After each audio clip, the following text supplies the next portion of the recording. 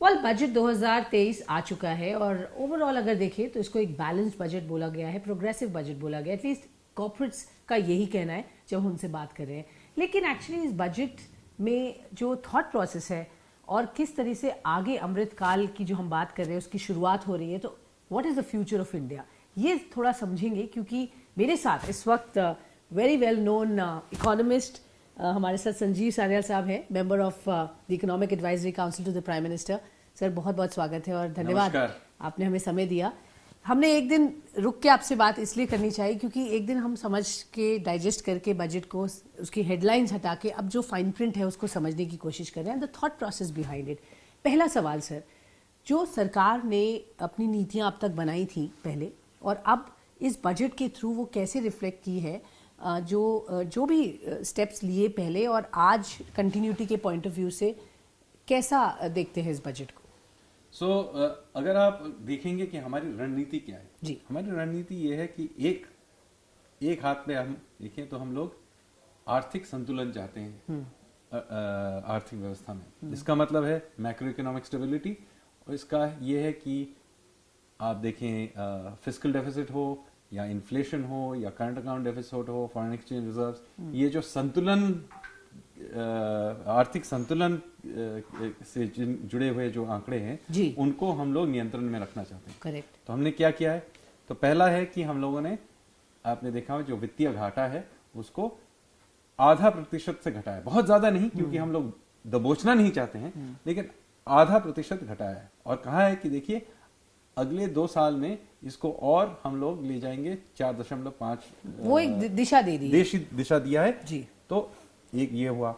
दूसरा है कि साथ साथ ही हम लोगों ने ये भी दिखाया है कि हम लोग जो खर्च कर रहे हैं वो खर्च हम लोग निवेश में करते हैं, इंफ्रास्ट्रक्चर में निवेश, न कि हम लोग जाके उसको विभिन्न तरीके के रेवड़ी पे खर्च कर सकते थे।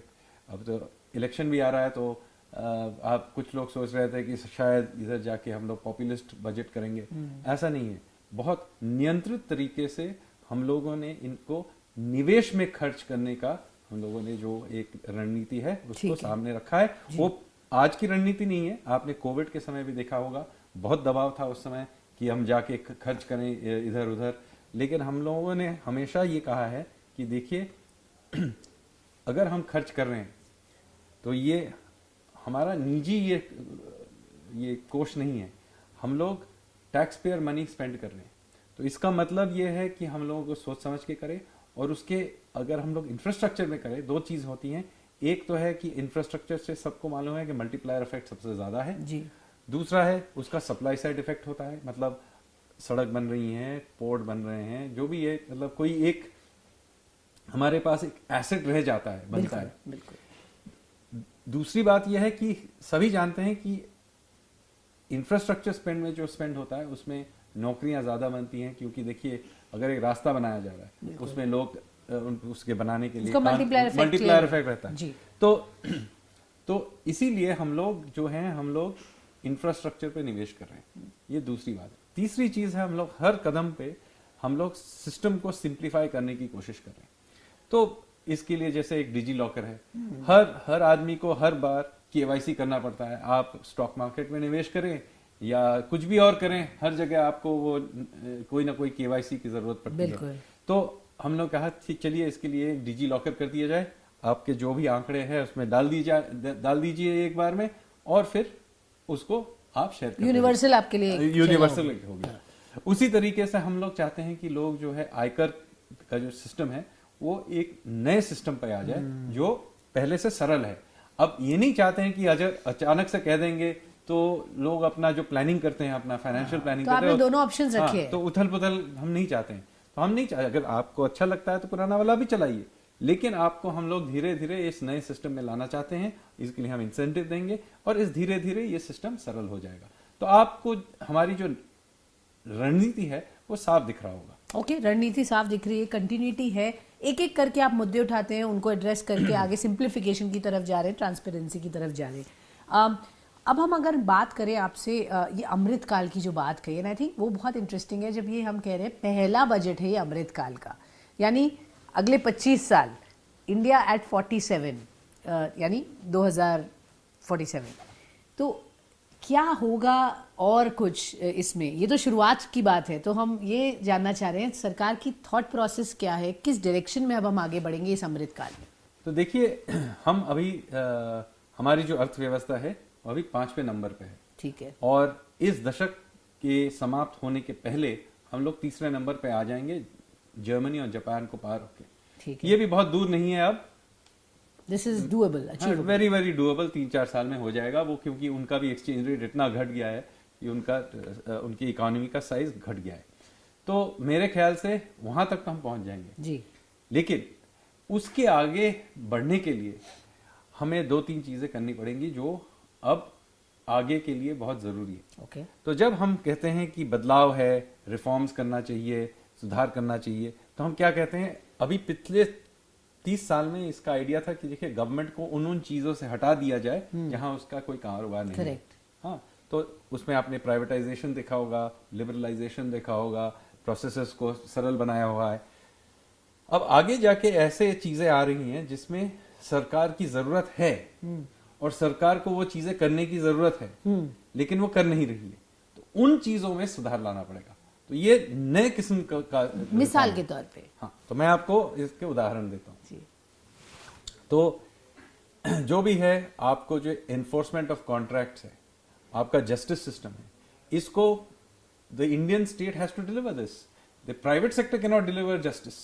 सो the reform of the judicial system, ये बहुत ही जरूरी है। आप तो जानते ही ये पुराना ये चला रहा है ये अभी कितने 4 करोड़ केसेस ऐसा कुछ अभी आंकड़ा है कि कोर्ट सिस्टम में अटका पड़ा हुआ है। तो ये जो न्याय प्रणाली है, पेंडेंसी, जी, हाँ, पेंडेंसी जो है, और ये तारीख पे तारीख का जो ये पुराना रिवाज है, हो गया है एक तरीके से, तो उसको हमको कभी ना कभी सुधारना ही पड़ेगा। अगर हम लोग अपने आप को एक डेवलप्ड इकोनॉमी के तरफ ले जा रहे हैं, तो जरूरी है कि हम उस न्याय प्रणाली को ठीक करें। नहीं तो क्या होगा कि अगर एनफोर्समेंट ऑफ कॉन्ट्रैक्ट नहीं होगा, तो जो बड़े बड़े जो कंपनियां हैं, निवेश है, जो मॉडर्न नेक्स्ट जनरेशन जो बिजनेसेस हैं, वो हमारे यहाँ आएंगी नहीं, और आएंगी भी तो वो उस तरीके से, मतलब। ठीक है, बहुत अच्छी बात कही आपने, जुडिशरी रिफॉर्म्स लाने की बहुत जरूरत है। तो इसमें सिर्फ सरकार की तरफ नहीं, ये न्याय व्यवस्था के साथ काम करके करना पड़ेगा। और इसमें बहुत टेक्नोलॉजी भी ला सकते हैं। एक है कि आप इसमें AI और अन्य मॉडर्न टेक्निक लाए। दूसरा है कि इस प्रोसेसेस को साफ किया जाए। इसमें विभिन्न तरीके के इन्वेस्टमेंट चाहिए। आपको न्यायालय बनाने चाहिए। हम तो वही पुराने बिल्डिंग्स के आधार पे आज भी चला रहे हैं। आप अंग्रेजों के जमाने, ज्यादातर हाई कोर्ट अभी भी अंग्रेजों के जमाने के बिल्डिंग्स पे चला रहे हैं। तो इन सभी चीजों में अभी निवेश की जरूरत है। तो ये एक बहुत बड़ा क्षेत्र है जिसमें सुधार की जरूरत है। दूसरा है कि हम लोग जो हमारी एडमिनिस्ट्रेटिव सिस्टम है, उस पर हम लोग ध्यान दें। हमारी जो एडमिनिस्ट्रेटिव सिस्टम है वो कंट्रोल के लिए बनाया गया है। तो आप जो अगर ब्यूरोक्रेसी को देखेंगे, तो ब्यूरोक्रेसी आप कॉलोनियल पीरियड में पॉपुलेशन को कंट्रोल करने के लिए रखा गया था। उसके बाद जो सोशलिस्ट पीरियड था, उसने भी कंट्रोल करने की। तो उसके बाद हम लोगों ने इसको सुधारा नहीं, सिर्फ ये किया कि ब्यूरोक्रेसी के हाथ से बहुत कुछ निकाल दिया। तो वो जो चीजों को निकाल लिया है, वो अभी फल रहे हैं, फूल रहे हैं, लेकिन सिस्टम अभी भी सिस्टम वही पुराना है। सिस्टम को हमने सुधारा नहीं, सिर्फ सिस्टम से चीजों को निकाल दिया है, कम कर दिया है सिस्टम पे बोझ। तो हम जो लिबरलाइजेशन कहते हैं वही है, लेकिन सिस्टम वही है पुराना। तो इस सिस्टम को अब हम लोगों को नए तरीके से लाना पड़ेगा। हमारे जो ब्यूरोक्रेसी के प्रमोशन सिस्टम है, रिक्रूटमेंट सिस्टम है, वो ब्यूरोक्रेसी करती क्या है। जैसे हम लोग आज भी अगर हम पुलिस के बारे में सोचते हैं, हमारा वही पुराना वो पुलिसमैन खड़ा है डंडा लेके, वो चला रहा है। अब मॉडर्न जमाने में आपको चाहिए साइबर क्राइम के लिए लोगों को चाहिए, आपको चाहिए फोरेंसिक्स के लिए चाहिए। वो बेचारा डंडा लेके वो अकेला खड़ा हुआ है। चलिए क्राउड मैनेजमेंट या कुछ चीजों के लिए उस तरीके लेकिन आज जो क्राइम्स हो रही हैं, वो आप साइबर क्राइम्स वो आदमी कर ही नहीं सकता। उसके पास कोई उसका साधन ही नहीं है। बिल्कुल। तो हमको नए तरीके से हमारे पुलिस फोर्स को सोचना पड़ेगा। ओके, उसी तरीके से आप जो एडमिनिस्ट्रेटिव सिस्टम है, आप एक डीएम के ऊपर हजारों चीज छोड़ देते हैं और नए नए स्कीम्स से उसी पे थोपते जाते हैं। अब देखिए हमारे सिस्टम में जो डीएम है वो बहुत सीनियर आदमी नहीं है, नहीं, वो 32-33 साल का एक कोई होगा। अब वो बेचारा वहां 2 साल होगा, उसको कैसे देखेगा वो? तो हम लोगों को उस पूरे सिस्टम को सिस्टम में ही पूरी चेंजेस सुधार की जरूरत है। ओके, तो ये दो बहुत इंटरेस्टिंग आपने बातें कही, जुडिशरी से रिलेटेड या ब्यूरोक्रेसी से रिलेटेड यहाँ बदलाव करने की ज़रूरत है। आई थिंक ये अमृतकाल की तरफ हमें लेके जाएगा। Fair enough. सर आपसे ये जानना बहुत ज़रूरी है इस वक्त जब हम इकोनॉमी ग्रोथ की बात करते हैं और India one of the fastest growing economy है, हम अच्छे पोजीशन पे इस वक्त आ गए, बट जो ग्लोबल सेटअप में अब हमें लोग देखते हैं, हम डेफिनेटली ज़्यादा सीरियसली लिए जा रहे हैं, हमें वर्ल्ड देख रहा है इन अ ग्रैंडर, इन अ बिगर, इन अ मोर डिसाइसिव वे। तो जो रेड फ्लैग्स हैं और जो कंसर्न्स है, अब एक्सपोर्ट्स इसकी वजह से थोड़े दिक्कत में आते हैं, हमारी डोमेस्टिक कैपेसिटी ठीक ठाक है, बट अगर बाहर की दुनिया में रिसेशन आ रहा है तो उससे हम असर होता है हम पर। तो हम अपने आप को कैसे डी रिस्क करें और इकोनॉमी में जो चैलेंजेस हैं इंटरनल एंड एक्सटर्नल उनसे कैसे जूझे, क्योंकि अब हमारी हम पे नज़र सबकी है and we have to deliver. जी, तो आपने सही कहा कि इस वक्त हमारी जो अर्थव्यवस्था है उसकी गति सबसे नंबर 1 पे है जी। अब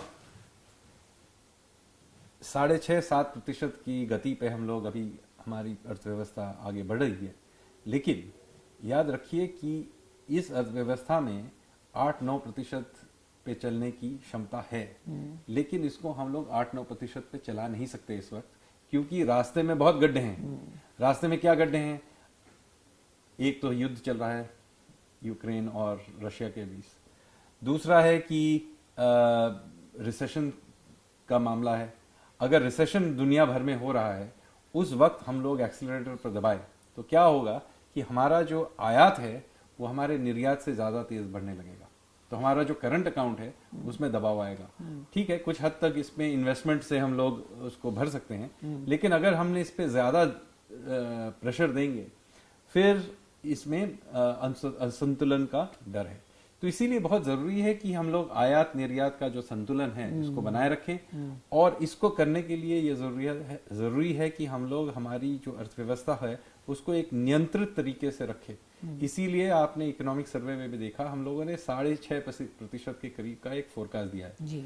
अब लोगों को कहना है कि इससे तेज चल सकता है गाड़ी, हाँ, लेकिन इस वक्त चलाना सही नहीं होगा, क्योंकि अगर चलाएंगे तो ओवर हीट होगा, हमारा करंट अकाउंट खराब हो जाएगा। तो किसी एक साल में उछल कूद ज्यादा करने की जरूरत है, ये कंपाउंडिंग का सिस्टम है।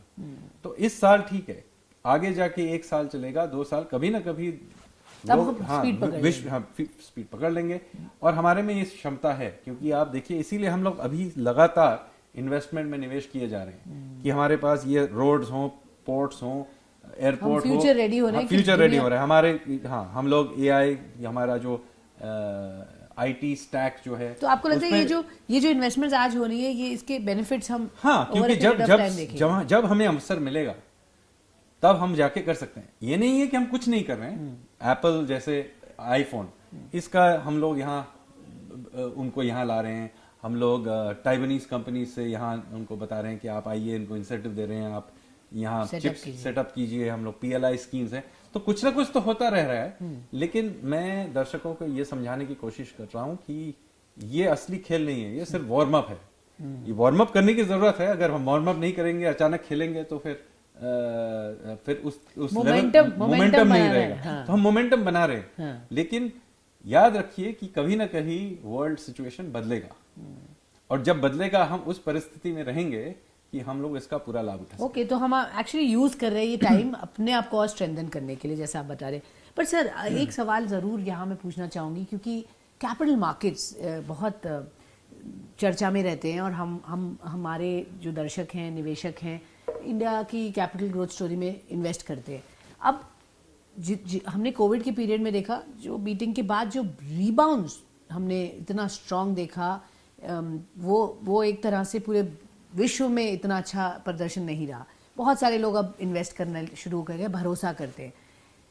आज अगर एक स्थिति एक बड़ी कंपनी की है, एक बड़ा कॉर्पोरेट हाउस, अगर उस पे इतने क्वेश्चन उठ रहे हैं या भरोसा या ट्रस्ट कहीं टूट रहा है, तो जो मार्केट्स गिरते हैं और उसका असर हमारे सीधे सीधे निवेशकों को पड़ता है, इसमें सरकार कैसे इसको देखती है पहले तो, या कैसे हम निवेशकों के कि नुकसान कम से कम करें, कैसे इसको देखा जाए? और कहीं ना कहीं ये हमारी भारत की एक बहुत अच्छी छवि नहीं ग्लोबल सेटअप पे दिखाती है। तो ये बहुत पहले मैं ये कहूँगा कि मैं किसी एक कंपनी पर टिप्पणी नहीं कर सकता, लेकिन एज अ जनरल प्रिंसिपल इतना साफ कहूँगा कि अगर किसी कंपनी पे प्रश्न उठाए गए हैं तो उस कंपनी का ये कर्तव्य है कि उसके जवाब दें। तो जो भी प्रश्न है उनको साफ साफ उन प्रश्न को उत्तर निवेशकों के सामने रखा जाए और उस आधार पे जो भी शेयर बाजार में उनका जो भी राय रहे उसके आधार पे ऊपर नीचे जाएगा उसका दाम। तो मैं नहीं कहता कि गवर्नमेंट का काम नहीं है कि शेयर बाजार का दाम किसी ऊपर नीचे उससे रोके, वो तो उथल पुथल है और उसका वही उसकी खासियत है। लेकिन रेगुलेटर का काम ये है कि हाँ, जब निवेशक या मार्केट में और कोई किसी एक चीज पे प्रश्न उठाते हैं तो वो जरूरी है कि स्टेप इन करें। स्टेप इन करने की भी जरूरत है। देखें कि जो भी प्रश्न उठाए गए हैं उसके उत्तर वो कंपनी साफ साफ सामने रखे और उस आधार पे फिर निवेशक जो भी समझते हैं बट सर, इंडिया की जो छवि इसमें दिखती है, या एक तरफ हम कहते हैं हम ग्रोथ की तरफ बढ़ रहे हैं, देखिए ये प्रश्न तो करेंगे जी। मुझे इसमें कोई डर नहीं, हम क्यों डरते हैं कि करने दीजिए प्रश्न। अगर हमारा जो अंडरलाइंग इकोनॉमिक स्ट्रेंथ है हमारी कंपनीज में है तो फिर वो उत्तर दें। और मेरे ख्याल से उस हिसाब ट्रांसपेरेंसी की जरूरत है। मैं सिर्फ कह रहा हूं हमारा काम सिर्फ ट्रांसपेरेंसी को इंश्योर करना है और कुछ नहीं करना। ओके और फाइनली सर इकोनॉमी की बात करें, बट कैपिटल मार्केट्स में मैं ये जानना चाहूंगी, जिस तरह से हमारे पास फॉरेन इन्वेस्टर्स पैसा डाल रहे हैं, भरोसा दिखा रहे हैं, अभी तक बोल रहे हैं कि डोमेस्टिक इन्वेस्टर्स की वजह से हमने रन अप देखा, फॉरेन इन्वेस्टमेंट इतना नहीं आया। वो इफेक्ट कब हमें दिखने लगेगा, जब हमें आगे इन्फ्लोज की जब हम देखिए अभी तो दुनिया में अभी लिक्विडिटी को मतलब स्क्वीज किया जा रहा है जी। तो ये स्वाभाविक है कि इस समय जो लिक्विडिटी का फ्लो था वो कम रहा है जी। लेकिन ये कोई इसमें डरने की बात नहीं है। कभी कभी फ्लोज आती हैं, कभी कभी डोमेस्टिक के पास ज्यादा लिक्विडिटी होता है, ये उथल पुथल चलता रहता है। मैं शुरू से ही ये कह रहा हूं कि मार्केट में गवर्नमेंट का रोल सिर्फ रेगुलेटर के हिसाब से होना चाहिए। मतलब ये नियम है और इस नियम के आधार पे ये होना चाहिए। वो मार्केट कहाँ जाता है ये सरकार को कभी इस पे कोई निर्णय नहीं लेना चाहिए। अगर मैं उदाहरण के करूंगा कि रेगुलेटर जैसे सेबी या गवर्नमेंट बीसीसीआई की तरह है। हाँ, मैच के नियम रख सकता है, उस पिच को ठीक करके रख सकता है, उसके टेलीविजन राइट्स को बेच सकता है, लेकिन एक्चुअल मैच कैसे खेला गया है बीसीसीआई के पास उसका कोई राइट नहीं है। ओके, तो मैच खेले, जो भी जीते जो भी हारे, वो मैच को अपने आप चलना चाहिए। बट भारत की बुनियाद मजबूत हो रही है, ये आप भरोसा दे रहे हैं? एकदम है, मजबूत है। और जैसे मैं कह रहा हूं, लोग प्रश्न उठाएंगे, उठाना चाहिए और हम जवाब भी देंगे। और जो कंपनी जवाब नहीं देगी उसका शेयर उसी हिसाब से इम्पैक्ट होगा। तो यहाँ पे जवाबदारी उनकी देनी बनती है, क्योंकि after all it is the money of the investors जी। तो यहाँ पर सरकार इंश्योर करेगी कि ट्रांसपेरेंसी है। बस इतना ही हमारा काम है। ओके, ऑल राइट सर, बहुत बहुत धन्यवाद हमसे जुड़ने के लिए, बताने के लिए, बजट पर आपकी प्रतिक्रिया और overall economic situation of India. Thank you sir.